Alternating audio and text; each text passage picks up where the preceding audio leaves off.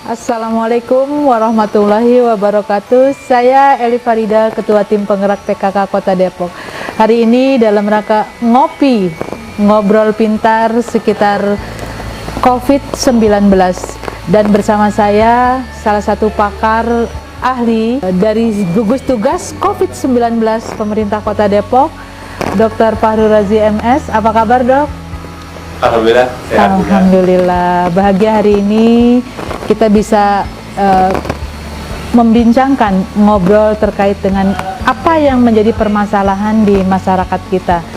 Ini dengan apa yang kita hadapi nih, Dok, banyak sekali korban.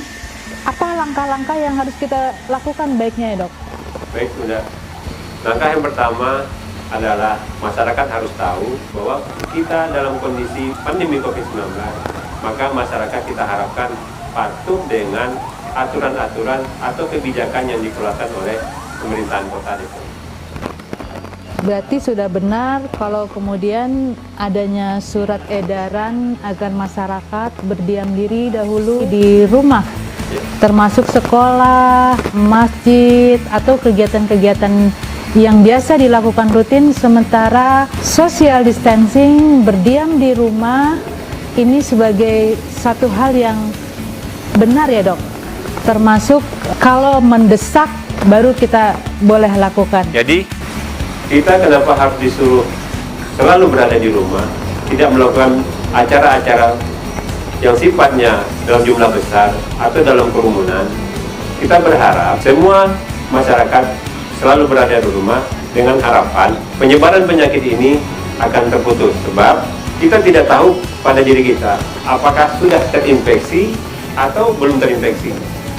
Jika seandainya kita sudah terinfeksi dalam masa inkubasi tanpa gejala, itu akan berdampak kepada masyarakat yang lain sehingga bakal menularkan kepada mereka.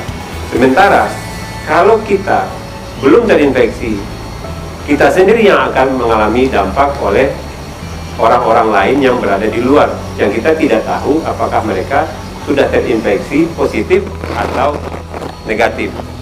Begitu, Bunda.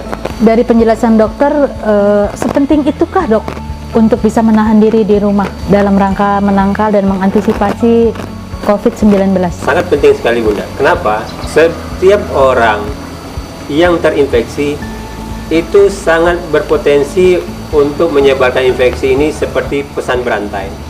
Dari beberapa penelitian, satu orang minimal bisa menginfeksi yang lain sekitar 5 orang, bahkan ada sampai menyatakan sampai 100 orang.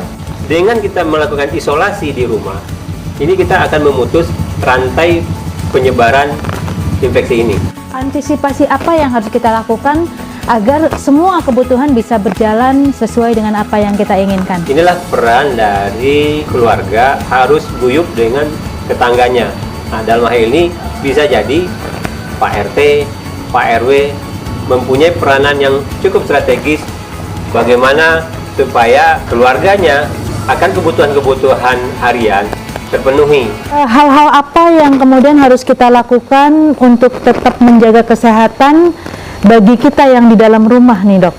Ya, kita yang berada di dalam rumah, tetap kita menjaga sesama penghuni rumah dalam keadaan tetap sehat. Jadi etika batuk dan bersin, sering-sering mencuci tangan dengan sabun dan air mengalir sampai bersih. Terus kita menghindari pegang wajah sampai kita yakin bahwa tangan kita bersih. Jadi, Dok, kita berusaha sebisa mungkin untuk tidak memegang wajah. Kenapa tuh, Dok? Ya, kita tahu bahwa virus ini rumahnya di sistem saluran pernapasan kita. Nah, jadi virus itu banyak di sistem saluran pernapasan, sementara sistem saluran pernapasan keluarnya lewat rongga mulut, rongga hidung, dan di mata kita ini ada saluran ke hidung kita. Makanya virus itu bisa aja berada di 3 area ini, mulut, mata, hidung, dan mulut. Nah, seandainya kita pegang, Bunda, ini mulut, hidung, dan mata, ini virus akan nempel di tangan kita. Nah, menurut para ahli Iya. bisa sampai 3 jam. Dan ini perlu disosialisasikan, jangan sampai nanti orang tua kita, nenek kita sensitif ya dok ya, Iya. bahwa kita bukan karena nggak sayang nenek, oma, karena kita lebih menjaga agar semuanya tidak terkontaminasi dengan virus-virus ini.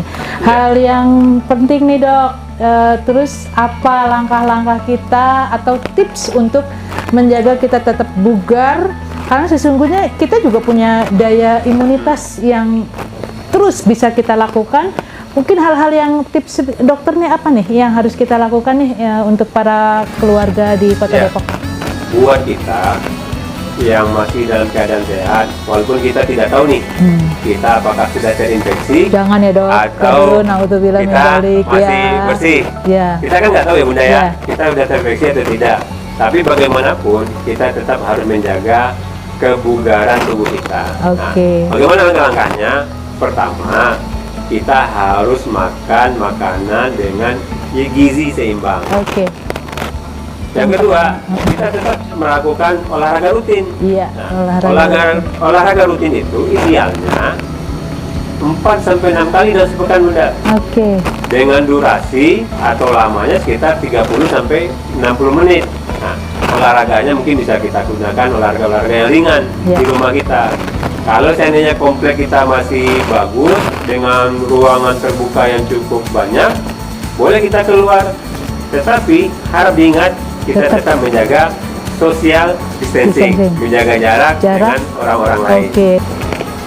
Jadi saya berharap buat warga Kota Depok, masyarakat Kota Depok, patuhi aturan dari pemerintahan Kota Depok. Sebagaimana disampaikan oleh pihak Dinas Kesehatan Kota Depok, masyarakat Kota Depok ngendon di rumah. Kenapa? Itu tadi, biar virusnya nggak kelayapan, biar virusnya nggak nempel ke kita, dan kita membantu tenaga medis tidak mengalami kewalahan dalam menghadapi penyakit ini. Terima kasih Dr. Fahrul. Hari ini kita banyak mendapatkan edukasi yang luar biasa, dan buat kita warga Depok tentunya kita harus lebih mawas diri. Kepada Bapak Camat, Ibu Ketua Tim Penggerak PKK, Bapak Lurah dengan Ketua Tim Penggerak PKK, mari kita melakukan satu upaya kerjasama, guyup, dan melakukan hal-hal yang terbaik untuk kota kita tercinta. Kalau bukan kita, siapa lagi? Kalau bukan sekarang, kapan lagi? Dan inilah Depok yang kita cintai. Enak banget makan kolak pisang kepok dibeli sama Bu Angga. Wahai masyarakat Kota Depok, yuk mulai hari ini kita sayangi dan cintai keluarga.